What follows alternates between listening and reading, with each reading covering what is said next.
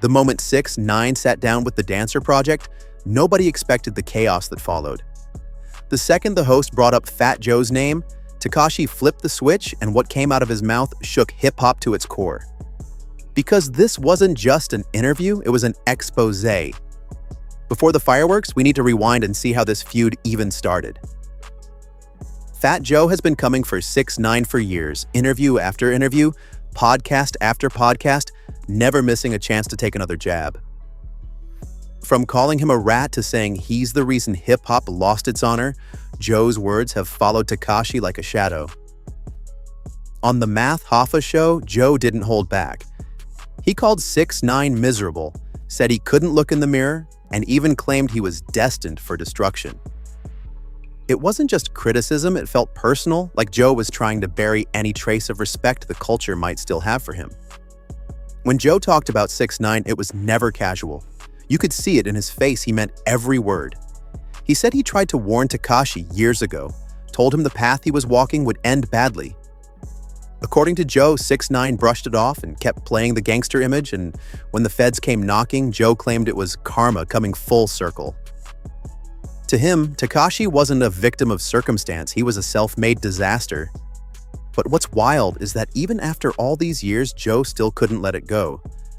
Just a few months ago, he was back at it again, dropping the same insults, the same moral speeches like the wound never healed. And that's what set the stage for what came next. Because when 6ix9ine finally got the mic, he didn't dodge or downplay, he exploded. The interview became a battlefield, and for once, Joe wasn't the one controlling the story. But before the fireworks, we need to rewind and see how this feud even started. So when the interviewer brought up Fat Joe's old comments, 6ix9ine didn't hesitate for even a second, he snapped. You could see the energy shift instantly. He leaned forward, locked eyes with the camera, and started firing shots that nobody saw coming. He mocked Joe's lean-back legacy, saying the only thing Joe's been leaning on is his outdated reputation. Every word dripped with venom, but behind it was a kind of calm confidence, like 6ix9ine had been waiting years for this exact moment. The host tried to steer things back, to cool it down, but Tekashi wasn't letting go. He called out Joe for pretending to be the voice of morality in hip-hop, while, according to him, doing the exact opposite behind closed doors. You talk about rats, but you're the captain of the cap, he said, his tone icy and sharp. The audience went silent. Even the crew on set froze for a second, unsure if what they were watching was a meltdown or a masterpiece. That's when it became clear this wasn't just about a few old insults. This was years of built-up frustration spilling over. For every time Joe called him fake, for every time the culture laughed, 6ix9ine came with a receipt. He wanted the world to see that the so-called real ones might not be so real after all. The air was thick with tension, and you could feel the moment turning from drama into something historic. But to really get why that hit so hard, you have to understand Fat Joe's image in hip-hop. Fat Joe built his entire reputation on being the real one in hip-hop, the guy who never bent, never folded, never snitched. For decades, he's positioned himself as the voice of old-school integrity, constantly reminding the new generation about loyalty, honor, and street principles. Every time he sits down for an interview, you can almost predict what's coming. A story about the good old days when codes mattered, and a warning about how the new wave of rappers, especially 6ix9ine, ruined the game. He's made that his brand the anti-snitch preacher of the culture. To him, hip-hop's downfall started when people stopped caring about the rules. When 6ix9ine took the stand and cooperated with the feds, Joe turned that into his personal crusade. He said it time and time again. Tekashi is the moment hip-hop lost its moral backbone. It's almost like he made 6ix9ine the symbol of everything he despises about this new era of social media fame, fake gangsters, and the death of the street code.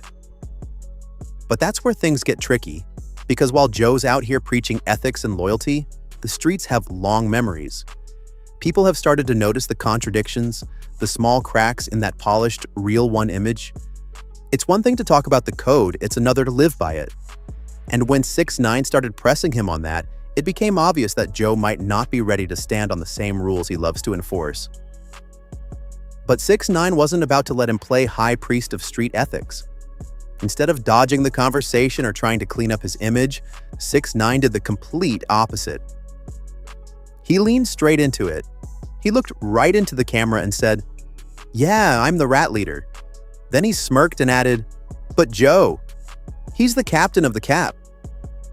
The way he said it wasn't loud or emotional, it was calculated. He knew that by owning the insult, he stripped Joe of his power. Suddenly, the label that once haunted him became a weapon. That moment flipped the entire narrative. For years, 6ix9ine had been the poster child for betrayal, the rapper everyone loved to hate. But in that instant, he stopped defending himself and started exposing the hypocrisy around him. He wasn't saying he was innocent, he was saying, "If I'm fake, then what are you?" It hit deeper than any diss track could, because it wasn't about gang codes or court cases anymore, it was about truth versus image. The crowd watching the interview didn't know how to react.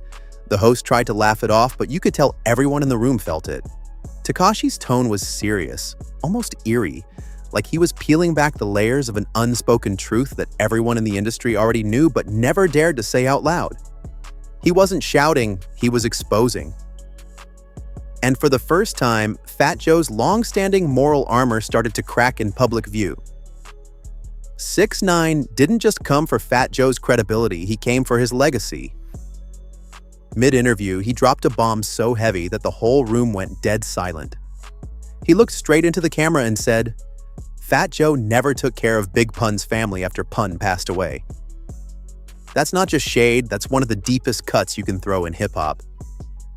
Big Pun wasn't some random rapper, he was a legend. And Fat Joe wasn't just his label mate, he was his brother, his day one, the man everyone thought had Pun's back no matter what. When 6ix9ine said that, you could almost feel the temperature in the room drop. The host froze, unsure if he should step in or let it play out. The crew went quiet.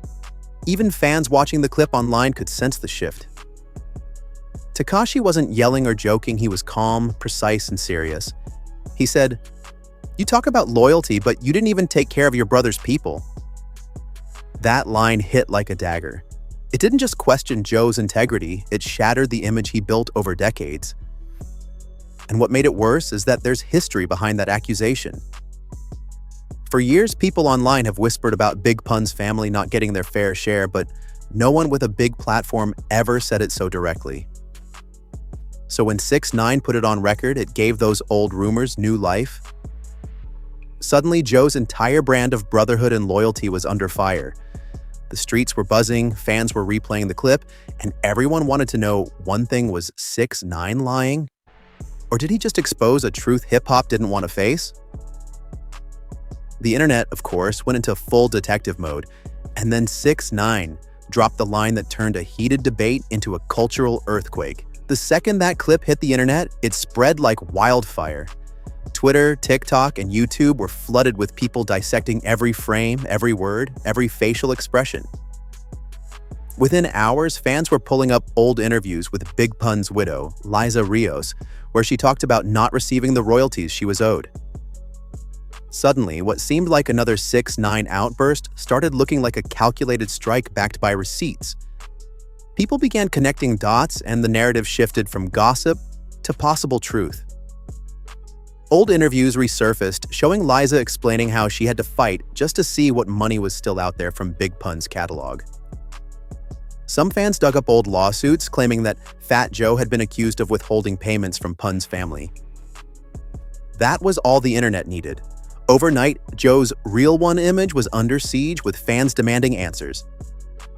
For every defender who said Joe had already helped the family, there were 10 others sharing court documents and side-by-side clips asking, "So who's really lying here?" 6ix9ine didn't even have to say another word.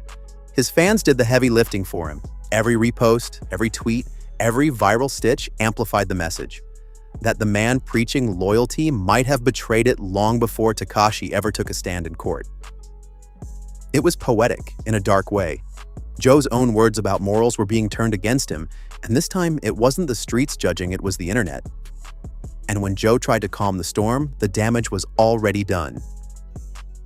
Fat Joe eventually came forward to defend himself, trying to clear the air once and for all. He sat down in interviews and calmly explained that he did help Big Pun's family, claiming he secured them $1 million deal after Pun's passing. Joe said he didn't take a single dollar from it and even wrote personal checks to Liza Rios out of his own pocket when things got tough. On paper, it sounded noble, the kind of thing that would shut down the hate instantly. But that's not how the internet works anymore. People weren't looking for logic, they were looking for leaks, contradictions, and drama. By the time Joe told his side, it was already too late. Screenshots were circulating, old legal filings were resurfacing, and fans were arguing in every comment section imaginable. For many, his explanation felt like damage control, not redemption. Some people believed him completely, pointing out his decades of credibility in the game. But others weren't buying it, and they said it was all too convenient, too clean, too rehearsed. In their eyes, Tekashi had already exposed a crack that couldn't be patched. The more Joe talked, the worse it seemed to get. Every defense came off like another excuse. Every clarification was treated like guilt. It didn't matter how many interviews he did or how passionately he spoke. The internet had already made up its mind. 6ix9ine had flipped the script, and suddenly the man who spent years lecturing rappers about morals was being painted as the one who broke them. And in doing so, 6ix9ine changed the conversation around realness in hip-hop itself. 6ix9ine took the argument beyond personal beef, he turned it into a cultural question. Sitting there with that defiant smirk, he said something that made a lot of people uncomfortable. Street codes don't run hip-hop anymore. He reminded everyone that most fans today aren't from the streets, they're from the suburbs, the internet, and the streaming world. So why are rappers being judged by the rules of neighborhoods their audiences never even lived in? It was a sharp cutting point that forced people to think about what real even means in modern rap. He broke it down in the most savage way possible. The fans control hip-hop now, he said, not the streets. And whether people wanted to admit it or not, he was right. Look at the biggest names in the game: Drake, Travis Scott, Post Malone. They're not gangsters, they're entertainers. The days when rappers had to live what they rapped about are fading fast. Hip-hop used to belong to the block, but now it belongs to the algorithm. 6ix9ine used that truth as a weapon, turning Fat Joe's code into a relic of the past. That's why his words hit harder than any insult. He wasn't just calling Joe out, he was challenging the entire foundation that rappers like him built their identity on. To a generation raised online, authenticity isn't about being from the streets. It's about being unapologetically yourself. And in that sense, Tekashi was being more real than the people calling him fake. It was ironic, it was twisted, but it made sense in the world hip-hop lives in now. That argument hit a nerve, and it exposed a bigger truth about where hip-hop culture stands today. For the first time, the so-called rat made the real ones look like the fakes. 6ix9ine had managed to pull off what nobody thought was possible. He flipped the power dynamic. The man who was supposed to be shamed out of the culture was now the one questioning its leaders. By exposing contradictions in Fat Joe's message, Tekashi didn't just defend himself, he forced everyone watching to confront an uncomfortable question. If loyalty is everything, why do the loyal ones keep bending the rules? It was a subtle but devastating reversal that shook the foundation of how people define respect in hip-hop. Everywhere online, people started debating who really gets to decide what's real. For decades, the streets were the judge, jury, and executioner of reputation. But 6ix9ine proved that public perception moves faster than the streets ever could. He used the same internet that once mocked him to rewrite his own narrative. Every viral clip, every remix of his rat leader quote turned the insult into a brand. Suddenly, the guy everyone hated to love was the one dictating the tempo of the conversation. Not Joe, not the old heads, not the gatekeepers. And that's the crazy part. 6ix9ine didn't win through music or charts this time. He won through manipulation of attention. He understood that in today's world, exposure is power and outrage is currency. By weaponizing his own controversy, he made himself untouchable. He turned Fat Joe's moral lecture into background noise while positioning himself as the guy calling out hypocrisy. Whether you agreed with him or not, you couldn't look away. He made sure of that, and when the smoke cleared, both men walked away bruised. But only one controlled the narrative. When the dust finally settled, the internet was split down the middle. Half the people said 6ix9ine had gone too far, that bringing up Big Pun's family crossed a line no real man should ever touch. The other half said he did what needed to be done, that someone had to challenge the untouchables who preach one thing and practice another. Either way, the conversation had escaped both of them. It wasn't just about Fat Joe or Tekashi anymore. It was about what hip-hop had become, a place where truth and performance are so tangled up, nobody can tell which is which. The craziest part? 6ix9ine didn't yell, he didn't cry, he didn't beg for validation. He let the facts, rumors, and chaos swirl around him like a storm, and stayed calm right in the middle of it. Whether you like him or not, that's strategy. Because while everyone else was arguing about morals, Tekashi was trending. Every post, every clip, every headline kept his name alive. And in an industry where attention is king, that meant one thing. He had already won. Fat Joe, on the other hand, tried to stay composed.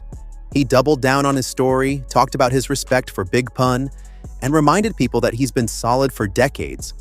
But that cloud of doubt never really left. Even if the truth was on his side, perception had already done the damage. The man who built a reputation on integrity was now living in the shadow of suspicion. And that's a stain that's hard to wash away. So when the cameras stopped rolling and the lights went out, one question remained echoing through hip-hop. Did 6ix9ine expose a truth everyone ignored? Or did he just manipulate the moment for clicks? Either way, he proved something undeniable. In this new era, controversy beats credibility every single time. So what do you believe?